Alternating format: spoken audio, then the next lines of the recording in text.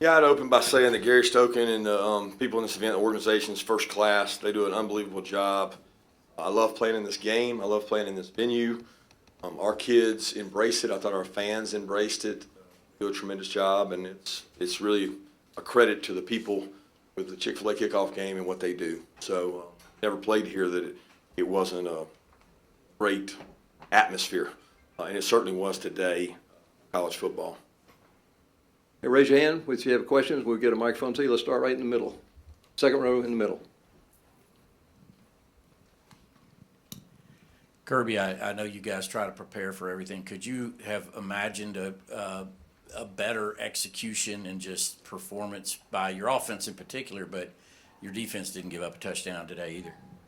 I was really proud of the way our kids played. You know, we tried to talk about coming out and playing as we were hunting, and we wanted to play connected football. That was all we talked about all week. We're going to play connected. We're going to play aggressive.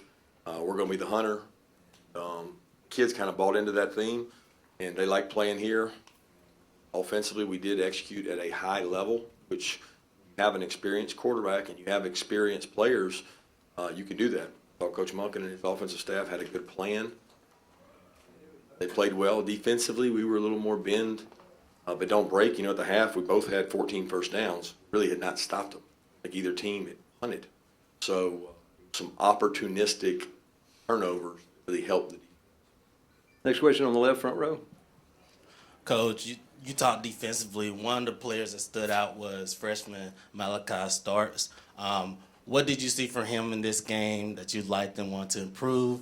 And what went through your mind when he got that interception? Well, he's been probably our most productive defensive back all camp, which gets lots of hands on balls, batted balls, he knocked down balls, he had picks. He's a football player, and we wanted to get him in the game early, and fortunately it was a play where he was one-on-one, and he made a really good play on the ball. Incredible athlete, he has good speed. He's got a lot to learn, and I thought he played with great composure today, and a really talented player. Next question on the far left. Go ahead, yeah. Coach, you had 10 different players catch a pass today and 5 different players score touchdowns. What does that say about the depth of your skill positions? Well, I don't know that we have great depth. I know that we can spread the ball around. We don't have the depth we need, especially at the skill position. Talking running back, wide receiver. We've got good depth at tight end, but we don't have the kind of depth we need at those other positions. That's the product of Stetson being able to get to first, second, third, read, and then also scrambling and making plays with his feet. I can only imagine how you feel calling a game against a guy that when you win, get somebody back there, they don't tackle him. Then on top of the fact he knows where the ball should go. You have an accurate passer, good protection. It's hard to defend. Next question, front row. Kirby, I know, especially after one game, you're going to want to keep expectations in check, but things are going to be... Expectations are definitely already in check. Don't have to worry about that. I was going to say externally they're going to be astronomical. So is there anything you can say now after that one game in terms of how good this team can be or what the ceiling can be? Externally, we don't listen to. That's the key word you just said. Externally, there's expectations every year. We embrace expectations. We hunt. We go do the best job we can, and if it falls short, it falls short. But I don't look at it from the expectation standpoint. I look at it like, what can we do better? How do we improve? How do we get more players playing winning football? Because everybody in this room knows we're going to lose somebody. Somebody's going to be injured throughout the year, and how do we get them better? But the expectations I have is for our guys to play at their best and our coaches to prepare at their best, and I think that our guys really did that this game. Question in the second row. Hey, Coach. I was wondering if you could comment on the D-line and their ability to get pressure today. Yeah, I don't know. I didn't think we didn't have any sacks, did we? No, it's hard to sack Bo Nix. Hard. He's smart. He knows where to go with the ball. Their plan on third down was to throw the ball before you got there. You know, we had some pressures called, and doesn't matter if you throw the ball in 2.1 seconds. And they screened us a lot. So you're not going to get many sacks in that. We've got good rushers. We got guys that will be productive. But we knew going into the game, he's hard to get on the ground. I mean, he probably got out of 3 or 4 sacks. And our guy got out of 3 or 4 sacks. That's the difference in college football right now, is not having those negative lost yardage plays, and you just throw it away and you go win the next play. Question front row. Coach, Christopher Smith, right before he had the big interception, had horse collar tackle penalty. But what does that say, and what kind of message does that give to the rest of the defense of, next play, forget about the last one? Yeah, he embodies that. He's next play mentality. That's all we talk about is next play. We had a guy jump offside, next play. We had a guy hold, next play. So, you got to play the game. And if you have too many next play mistakes, you won't win football games. But you have to play the next play as if nothing happened. And I thought, we had several guys make some mistakes today that overcame those. Okay, next question in the back over here, and then we're going to go to the third row in the middle. Yeah, Coach, before the game got out of hand, right there before the half, you guys had 21 pass attempts to just 9 runs. Is that just something that was available today, or is that something we should look into for a bigger narrative that's probably not there? I don't know. I mean, you take what the defense gives you, right? And if they're willing to give you a chance to make those plays and throw the ball around, I mean, we think Stetson does it well. We think we got good skill players. It's scoring points is the name of the game. So we want people that want to come play in this offense. And I think when you watch what they did today, if you're watching from home, you're saying, man, I'd love to play in that offense. They throw the ball around, they toss it around, 30 for 37 for how many yards? I don't know. I mean, he threw the ball really well. So passes, he threw a lot of passes for a lot of yards. And I think that's a credit to the offensive staff for the planning they had. Kirby, a lot's been made about the tight end talent you have, but what's the value of having a third-year coordinator with guys at the skill positions like McConkey, A.D. Mitchell, McIntosh that have experience in this offense? Yeah, it makes games like this much easier, right? It's kind of like the reverse of last year. We had guys on defense in those same spots, and they were really comfortable and confident, and it was reverse of that this year in terms of offense. You got to realize we went against that for 2 scrimmages with our defense, and it's frustrating because you got a guy that you can't get on the ground. He makes a play. You got good skilled players. If people execute at a high level and do their job, then you become hard to stop and you become efficient. And I think that we could be more explosive because some of our explosives came off broken tackles. But we want to be able to throw the ball down the field and we want to be able to spread the ball around. Okay, on the left here. Yeah, second row, go ahead. Yeah, Kirby, it seemed like y'all have made a conscious effort to get both Kenny and Kendall the ball, throwing it to him out of the backfield. Just what did you see from those two as, like you mentioned throughout the fall, you look to replace the production from James Cook as a receiver? Yeah, I think you want to get the ball to players that can make plays and make people miss. So when you start ranking the chart, you say, okay, who do you have that are going to make people miss and extend plays? Kenny's one of those guys, but we've got several other guys at tight end that can make people miss, receivers that can make people miss. So you become hard to defend the more people you have that can touch the ball. But none of that happens without the quarterback and the offensive line to make that happen. And they were very efficient today.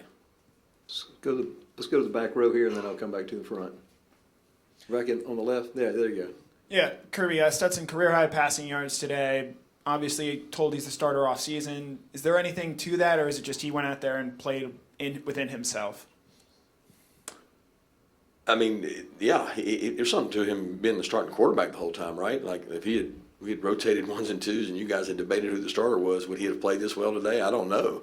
I don't think Stetson really gets affected by anything I do, you do, or anybody does. Stetson lives in his own world, and he does a really good job of blocking out all the noise. The guy had a flip phone, okay, in 2021. So he doesn't really get into all that. And I think that's what his kind of edge is. All right, and he made some plays that he didn't make the right decisions on today, and he knows those. He knows his mistakes. He's got to be smart. He does things that maybe we don't ask him to do, but he did make some plays with his feet. And I think you take the good, and I'm not going to call it bad, but you take the good with his poor decisions. Front row in the middle, go ahead. Hey, Kirby, what was the question you wanted answered today, and did you get what you were looking for? Yeah, I want to come out and play aggressive. And I told our team, I don't care about the results of the game. I don't care about all I care about is did you come out and play aggressive? And we tried to make it really simple.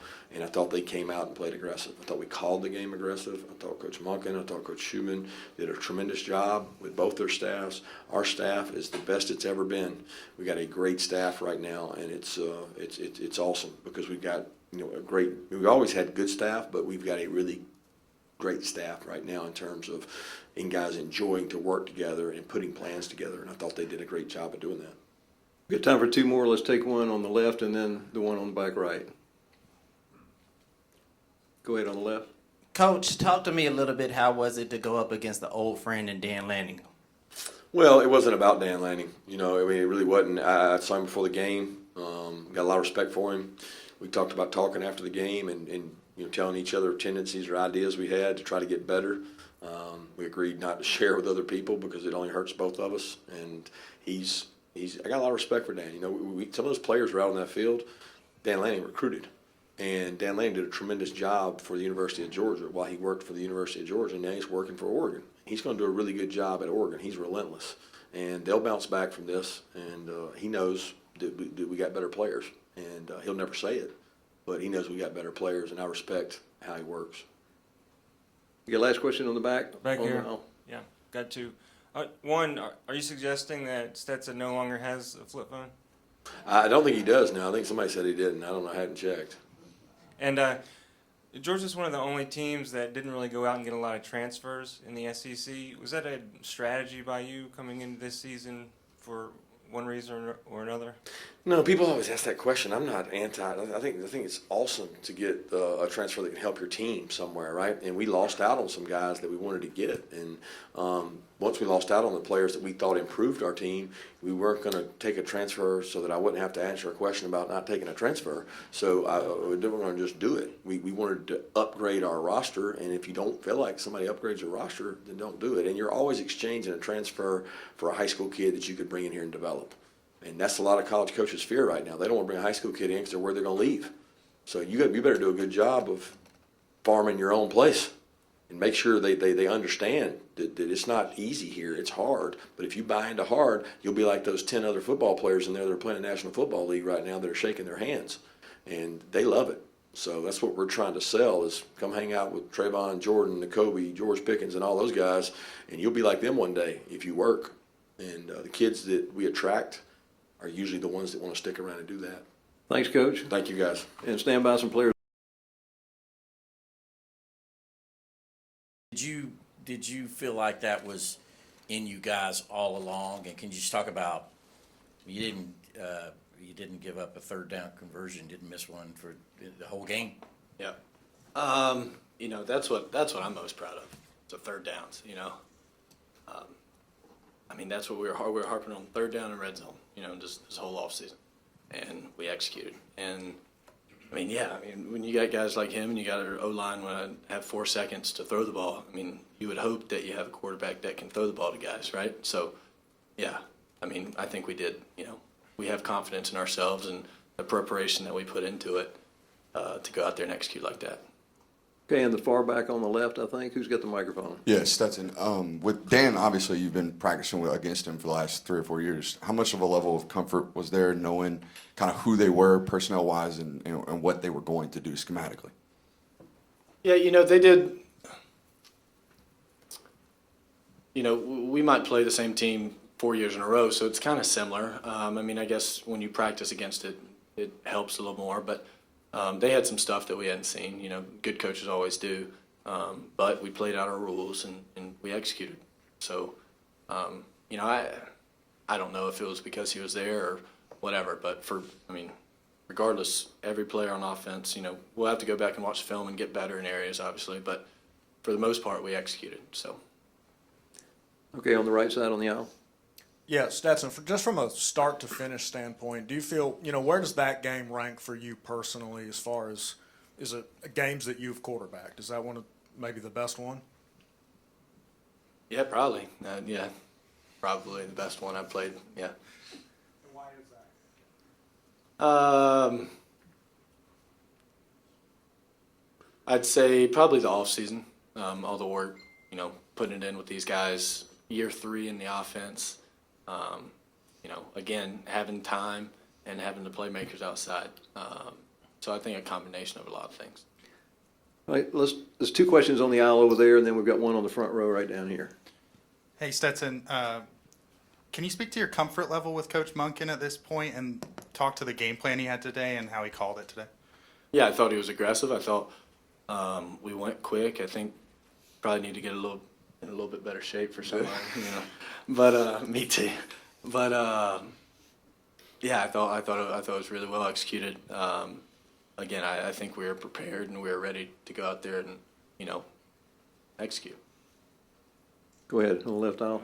Hey, Kenny, was this kind of efficiency something you guys were seeing all during camp? And just simple question, how much fun was it out there for you and the rest of the offense today?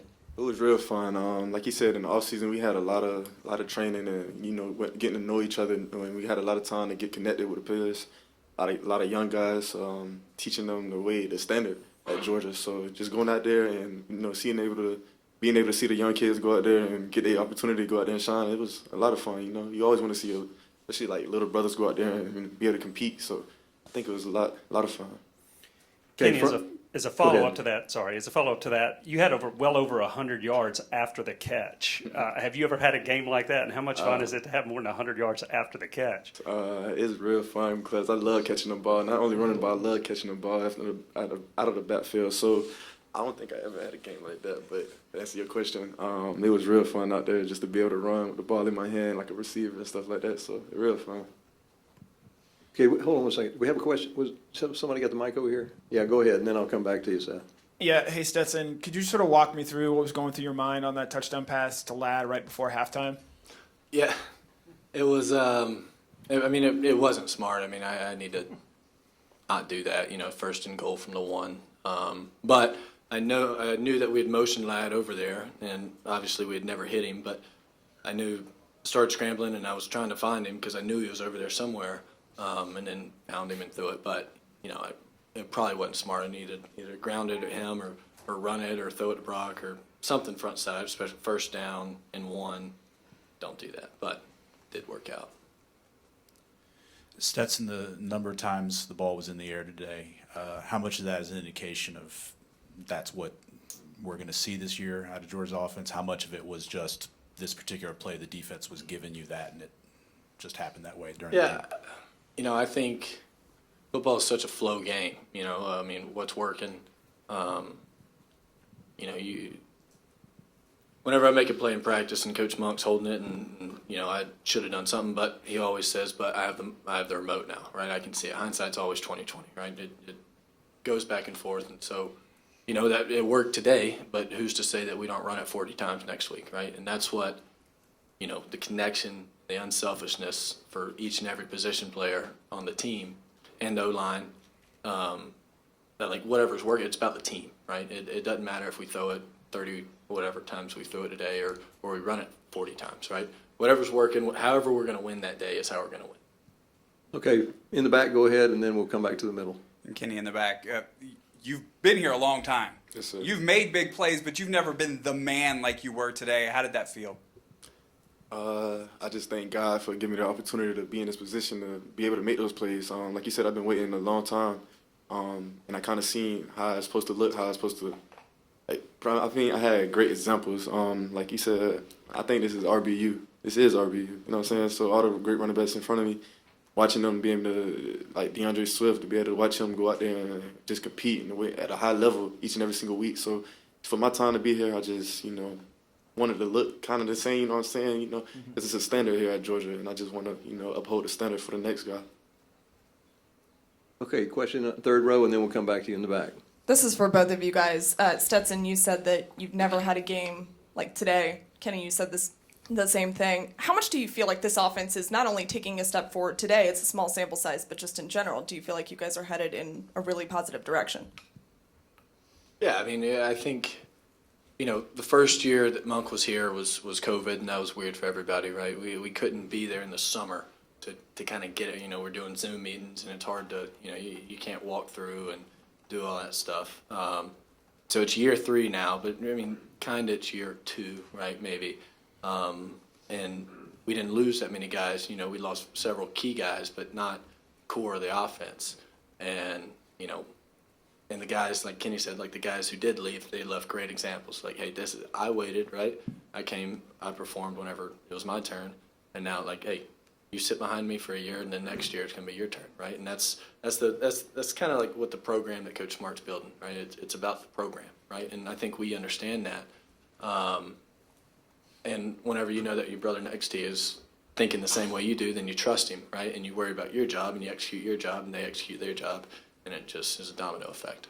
Okay, 2 more questions. Go ahead there, and then in the back on the aisle. Go ahead. Yeah. Yeah, Stetson. How important is it for the offense, especially early in the season? Sometimes it takes the offense a little bit of time to get going, to come out and have a game like it had today. I think it's more important to come out and play the next one. We had a good one. But yeah, exactly. It's over now, right? And this game's on, over, and we've got next week's opponent. But I think our guys are really mature, and I think that we attack it like it is a business, like it is our job, because it is. And when you do it that way, and you go out and you know the little tiny things that you need to know to make a good offense, then you can be a good offense. All right, last question. Go ahead, Allison. Stetson, how did it feel to just start your season opener for the first time for the Bulldogs when you're national champion and it took you this long to do it? And also, how are you so good at blocking out that noise besides having the phone? Did it help this offseason knowing that you were going to be the starting quarterback the whole entire season to kind of have that extra confidence coming in this year? Yeah. How did it feel starting the first after that? Felt good, didn't it? Definitely. Felt good. Yeah, I mean, it's always good to go in to be the guy, right? And the reps, like I've said, throwing with the guys in the offseason, working on choice routes, me and Kenny, like just the little things that show up when you don't know when they're going to show up, but that's why you work, right? So yeah, it's pretty cool, but on to the next now, I guess. All right, thank you. You can return to the locker room. Stand by. We got a couple more players coming.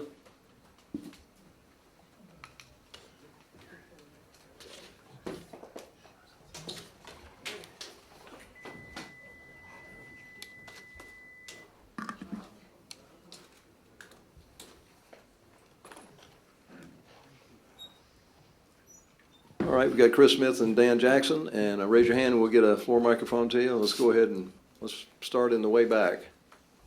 Yeah, it's for Chris. Chris, how similar was that play to the Clemson? It looked like you jumped a skinny post off of an RPO. Is it almost an identical play to the pick six against Clemson? Yeah, it's kind of the same the way I jumped down, but it's a different kind of play formation and stuff like that.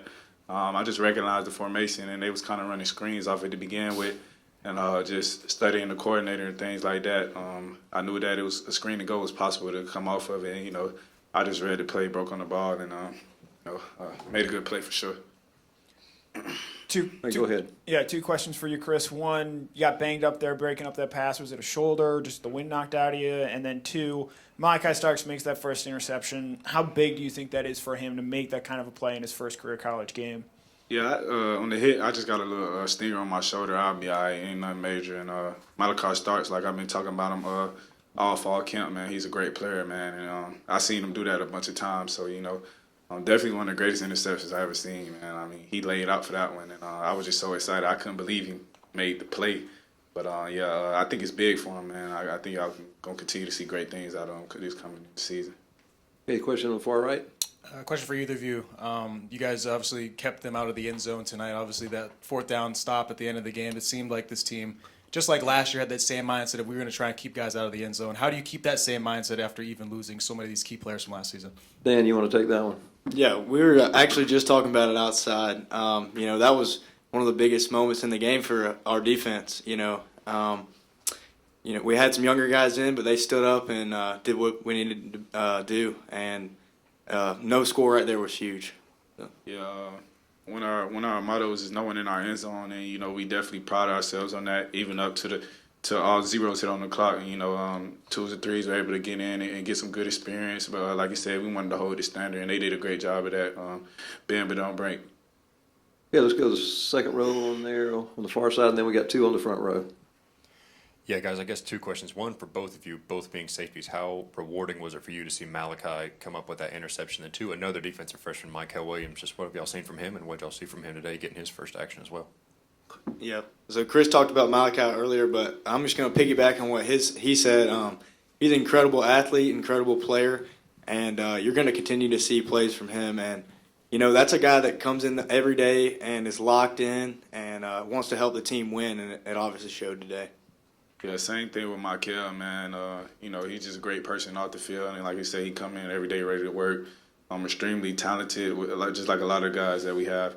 And, those two guys are great players for us for sure. Okay, we got two on the front row. Go ahead right here, and then we'll come to you on the left.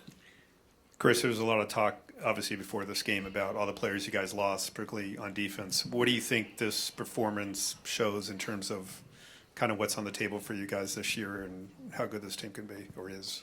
Yeah, I think it just shows how hard we work and how good a job the coaches do with us. It was a lot of talk about us being complacent, and we were real big on not being complacent. And, we want to do the hunting. We're never going to be hunted here, and that's something that Coach Smart has pounded into our minds ever since the season started.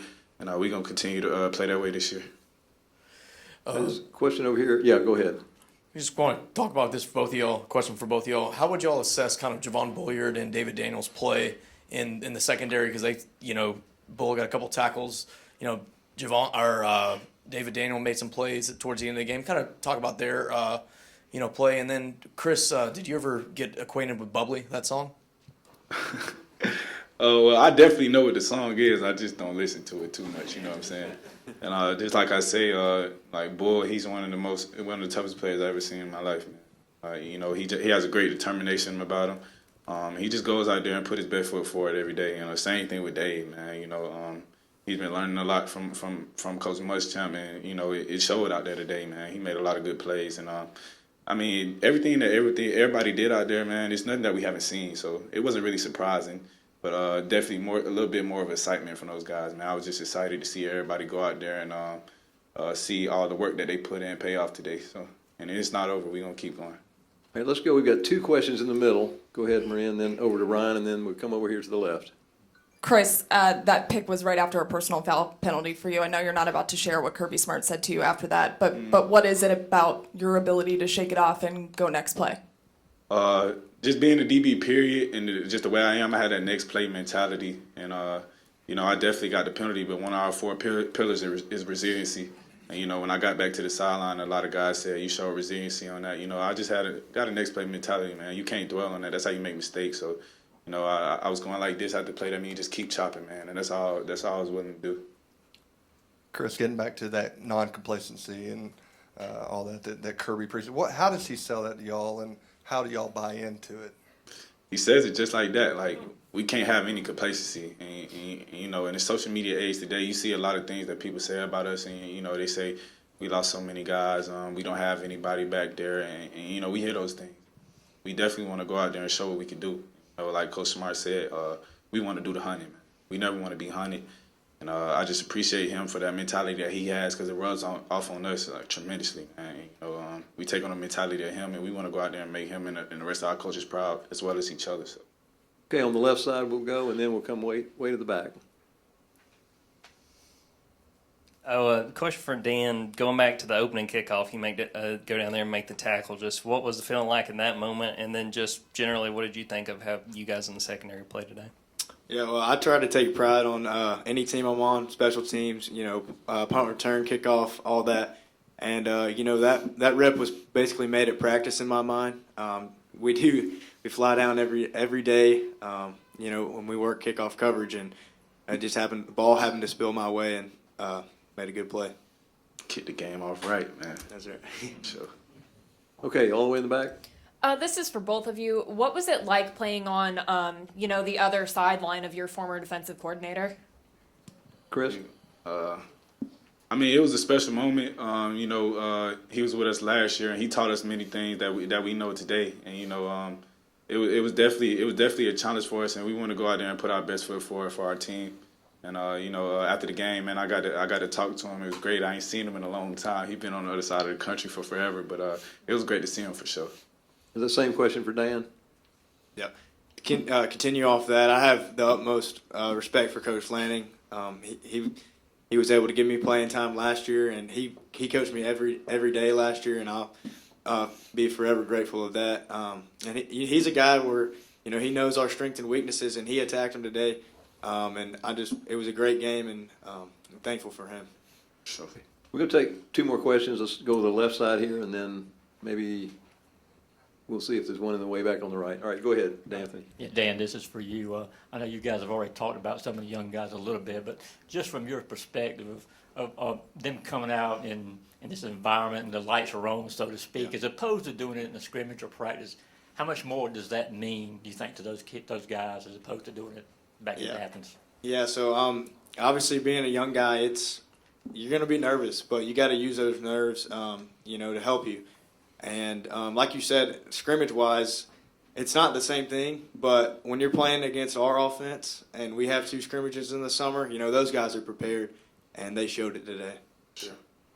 Okay, last question on the right. Chris, obviously so many starters last year leaving to the NFL. As you guys were walking off the field, I saw a lot of defensive players talking about, look out for us, watch out for us, just because we lost guys doesn't mean a whole lot. How is it that you guys come out to an Oregon offense that's pretty good, only give up 3 points? Is that trying to set a precedence for how you guys are going to play the rest of the season? Is there a statement you guys are trying to make? We always trying to make a statement every time we step out on the field. I just think the way that we played today attests to all the work we put in and how we wanted to execute the game plan. And a lot of those guys, they got drafted off the defense last year and we're over there cheering us on, so that definitely helped us out a lot. And, you know, I'm grateful for that continued connection that we got with each other. And like I said, we want to make a statement every time we step out on the field. So we put our best foot forward and we just go to work. All right, thank you.